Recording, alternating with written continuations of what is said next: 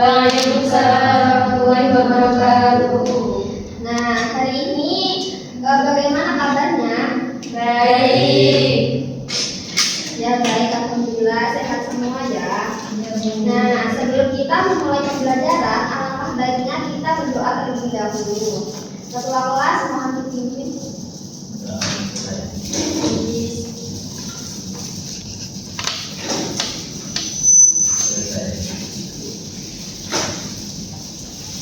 Nah, sebelum kita memulai pembelajaran, adakah anak-anak yang belum siap untuk belajar? Siap, Bu. Kalau sudah siap, ajukan jempolnya. Sudah siap belajar? Siap. Nah, oke, berarti sudah siap belajar semuanya ya. Kalau sudah siap belajar semuanya, selanjutnya Ibu akan absen. Hari ini ada yang tidak hadir? Hadir semua. Oke, alhamdulillah, berarti semuanya hadir dalam keadaan sehat ya. Hari ini kita akan belajar tentang sistem gerak pada manusia. Ada yang tahu sistem gerak pada manusia ada apa saja? Ada otot, dan tulang. Betul. Jadi sistem gerak pada manusia itu terdiri dari 3 komponen. Yang pertama ada tulang, sendi, dan otot. Nah, kalian pernah gak sih berpikir kenapa kita bisa berjalan, berlari, bahkan hanya sekedar bersenyum? Ada yang tahu? Nah, itu semua karena sistem gerak kita yang bekerja sama antara rangka dan otot. Rangka tadi tulang. Nah, ini sistem gerak pada manusia terdiri dari 3 komponen utama yang disebutkan oleh adik-adik tadi. Betul. Ada 3 komponen utama. Yang pertama tulang, itu sebagai alat gerak pasif, otot sebagai alat gerak aktif, dan sendi itu penghubung antar tulang. Nah, ketiganya itu saling bekerja sama membentuk sistem yang namanya muskuloskeletal. Nah, tanpa otot, tulang tidak dapat bergerak, dan sendi itu yang menjadi fungsi titik kumpul pergerakan tersebut. Nah, ini penyusun sistem gerak. Sistem gerak manusia tersusun atas 3. Yang pertama, tulang sebagai alat rangka. Jadi, tulang itu hanya akan menjadi kerangka, tidak bisa bergerak sendiri. Ini yang disebut tadi sebagai alat gerak pasif karena tidak dapat bergerak sendiri, hanya menjadi kerangka. Selanjutnya ada otot sebagai penggerak. Nah, otot ini yang memberi tenaga untuk bergerak. Selanjutnya sendi sebagai penghubung antar tulang. Nah, tanpa salah satu komponen ini, gerakan itu tidak akan terjadi. Selanjutnya ada fungsi tulang. Ada yang tahu? Tidak. Yang pertama itu menopang tubuh dan memberi bentuk tubuh. Jadi tulang itu menyediakan struktur yang keras, tidak bisa berdiri tegak. Contohnya itu tulang belakang, menahan berat tubuh bagian atas saat kita berdiri. Selanjutnya nomor 2 itu ada melindungi organ penting. Nah, tulang gerak itu membungkus organ dalam yang lunak dari benturan fisik. Contohnya itu tulang tengkorak. Itu melindungi otak. Otak kan lunak ya, dari benturan keras secara langsung. Selanjutnya tempat melekatnya otot. Nah, otot itu menempel pada tulang untuk menggerakkan sendi-sendi tubuh. Contohnya tulang paha itu menjadi tempat menempelnya otot paha untuk berjalan, fungsinya untuk berjalan.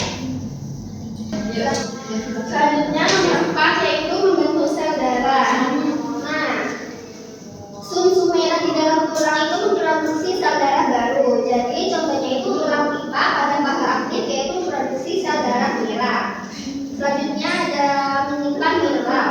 Nah, tulang itu juga menjadi kalsium yang bisa dilepaskan ke darah. Contohnya itu kalsium disimpan di tulang dan dilepaskan saat tubuh itu kekurangan mineral. Nah, selanjutnya jenis-jenis tulang. Nah, berdasarkan bentuknya tulang itu dibagi menjadi 3. Ada apa? tulang pipa, tulang pipi, sama pendek. Nah, tulang pipa itu menopang berat badan dan menggerakkan tubuh. Contohnya pada Tulang paha dan lengan. betul. Yang kedua, tulang pipi fungsinya itu untuk melindungi organ dalam dan produksi sel darah. Contohnya itu Tengkorak. betul. Terus tulang pendek. Nah, ini fungsinya menjaga stabilitas tubuh dan menahan tekanan kuat. Contohnya pada pergelangan tangan dan kaki. Nah, setiap jenis-jenis tulang ini memiliki fungsi yang berbeda-beda ya, anak-anak. Iya, Bu.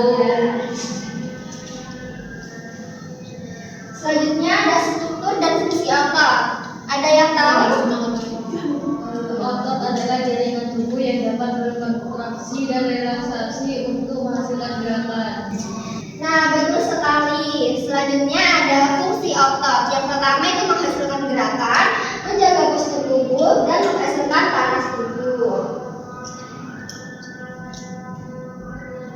Selanjutnya jenis-jenis otot bisa dibacakan ya. Baik, Bu. Ya, ayo Linda dibaca. Jenis otot pada manusia itu terdiri dari atas tiga. Yang pertama otot kolok, kedua otot duri, dan ketiga itu otot jantung. Nah, selanjutnya Mbak Soleha bisa tolong dibantu ya dibacakan. Yang otot polos itu berfungsi untuk menggerakkan organ dalam secara otomatis tanpa disadari. Misalnya itu ketika mencerna makanan. Nah, yang otot duri itu berfungsi untuk menggerakkan rangka tubuh secara sadar sesuai perintah dari otak. Misalnya itu ketika kita sedang berjalan. Yang terakhir itu fungsi dari otot jantung memompa darah ke seluruh tubuh secara terus-menerus tanpa berhenti. Betul. Nah, kalau otot polos itu kerjanya itu secara otomatis tanpa kita suruh ya. Contohnya itu saat mencerna makanan. Selanjutnya itu ada otot lurik. Nah, otot lurik itu bergerak sesuai keinginan kita. Contohnya saat kita berjalan. Itu kan sesuai keinginan kita. Kita mau ke rumahnya teman nih. Kalau kita berjalan, terus siapa? Terus gimana kita bisa sampai ke rumah teman? Bersepeda juga sama ya, itu kan sesuai keinginan kita. Selanjutnya ada otot. Nah, otot jantung ini memompa darah tanpa berhenti. Jadi masing-masing jenis-jenis otot polos ini punya cara kerja yang berbeda-beda. Sudah paham? Paham. Ya. Di sini selanjutnya yang terakhir ada kelainan dan gangguan sistem gerak. Jadi kelainan dan gangguan sistem gerak itu dapat disebabkan oleh tiga faktor. Yang pertama itu faktor bawaan, kebiasaan buruk, dan penyakit atau cedera. Nah, sekarang kita sudah membahas bersama mengenai bagaimana sistem gerak kita itu bekerja. Sekarang saatnya kita melihat sisi sebaliknya nih, yaitu apa saja kelainan yang bisa terjadi pada tubuh kita. Untuk itu, Ibu mau membagi kalian menjadi dua kelompok ya, untuk mengerjakan tugas bersama. Nah, tugas kalian itu adalah mencari tahu apa saja kelainan pada sistem gerak manusia.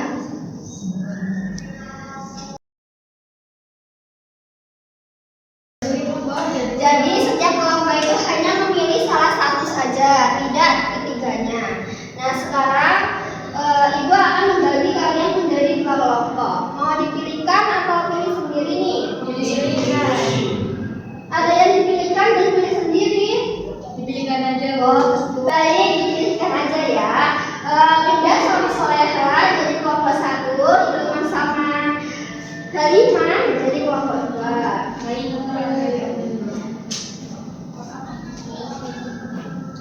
Nah, sekarang silakan kalian berunding dengan teman kelompok kalian ya. Ini pokoknya ini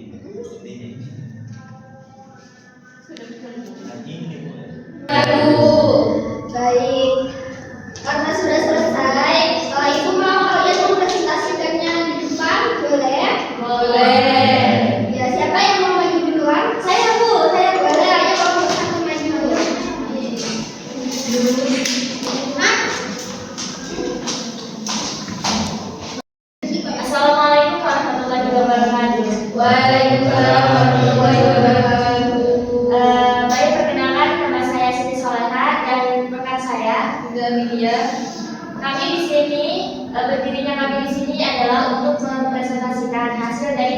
kami mengenai kelainan dan gangguan sistem gerak yang akan dibacakan oleh rekan saya.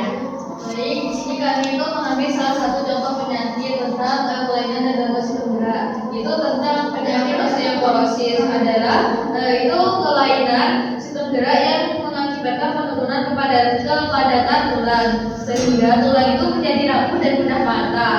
Terus kondisi ini itu sering terjadi ketika tubuh tidak mampu mengimbangi pembentukan jaringan tulang baru dengan penghancuran jaringan tulang lama. Nah, gangguan ini paling sering dialami oleh lansia dan wanita yang pasca menopause. Menopause. Ya, kayak Di sini itu pada faktor penyakit atau cedera.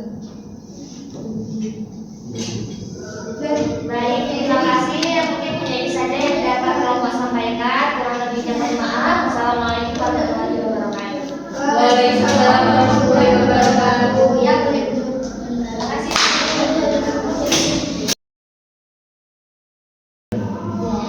Baik, jawaban dari kelompok satu itu sangat baik sekali ya dan lengkap. Berarti sudah memahami materi ini ya. Selanjutnya ini ada kesimpulan. Jadi sistem gerak pada manusia itu terdiri atas Tulang, otot, dan sendi. Ya. Sama. terus menjaga kesehatan sistem gerak ini agar tubuh tetap aktif, kuat dan berfungsi dengan baik.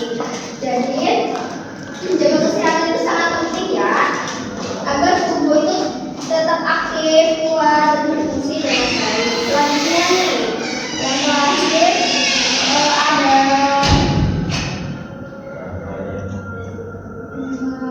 ada kuis nih. Ya. Siapa yang mau jawab? Ibu tambahkan nilai. Cepat-cepatan ya. Ya.